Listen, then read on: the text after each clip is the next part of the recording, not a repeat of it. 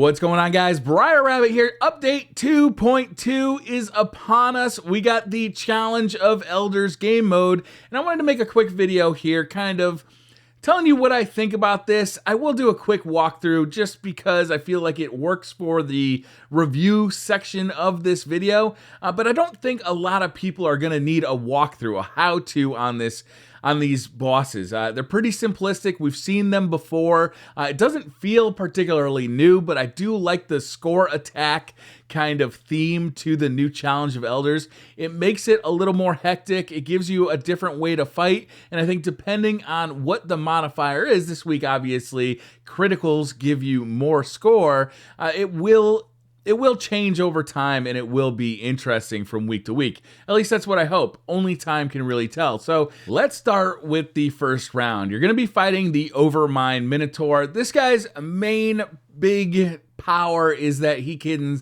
put detainment teals on you or your fire team. It's not as hard as it was in the previous Challenge of Elders or the Prison of Elders because he picks out one of your fire team, kind of looks at you, and then detains you. It's not that difficult. As long as you're hiding behind cover, it's pretty easy to actually avoid this.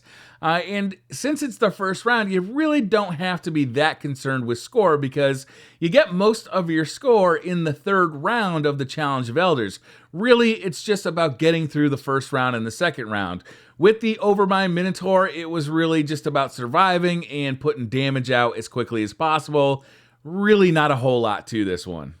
Next up in round 2, we have Psylocke the Defiled. This guy acts a lot like an amped up Taken Knight. He shoots a lot of fire at you. The fire, just like Taken Knights, will have kind of an area of effect, although Psylocke seems to shoot more fire and his area of effect has a longer lasting effect. So you do want to kind of keep an eye out for where he's firing those, and if he's firing too much at you because you're staying in the same place, you may have to move around the map a little bit.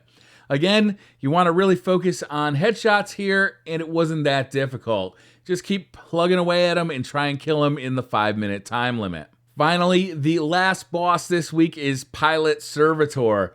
This one is going to feel the most like the original Prison of Elders. The Pilot Servitor is still kind of a bullet sponge, although it does seem like it was toned down a little bit from the last version of Prison Elders.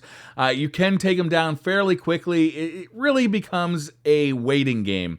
As you go through his health, new ads will spawn in, and you want to get as many headshots on those ads, kill them as quickly as possible, so that you can rack up your score. It really does seem like level 3 is where the bulk of your scoring is done.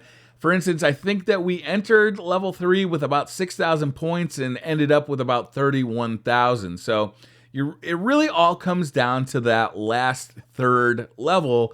And I gotta tell you, that's a little bit disappointing. Now, it's early, right? It's early for the Prison Elders. We haven't seen all that the Prison Elders has to offer. But this initial offering seems very simple considering that it was really no problem to complete in the first attempt that we completed it. We went in there under 320 light. We came out of there with a victory. That's not something you would expect from endgame activities in Destiny. It did feel simple. It did feel easy. However, it was fun. There was a certain amount of fun to trying to complete the game in a very special way. Now, headshots, not exactly a very complex mechanic. It's something that we're pretty well trained to do in Destiny anyway. So in the future, as we see more different types of modifiers hit the scoring system, perhaps melee only or heavy weapons or special weapons give you kills. I mean, it's wide open here.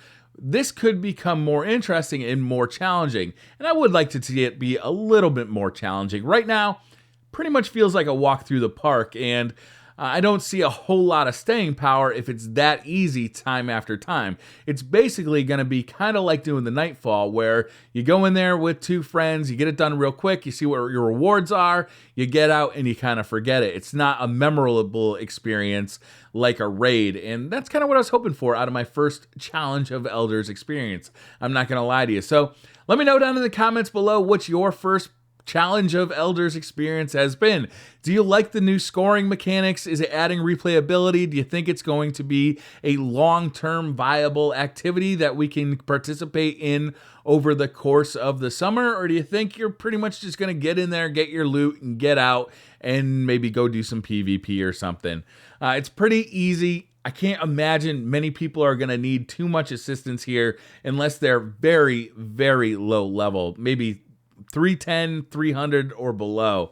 But at 318, 319, it just didn't feel like a problem. So that's going to do it for this video, guys. Thank you very much for watching. Hit that like button if you like the video. Hit subscribe if you're new to the channel. And I'll see you guys next time.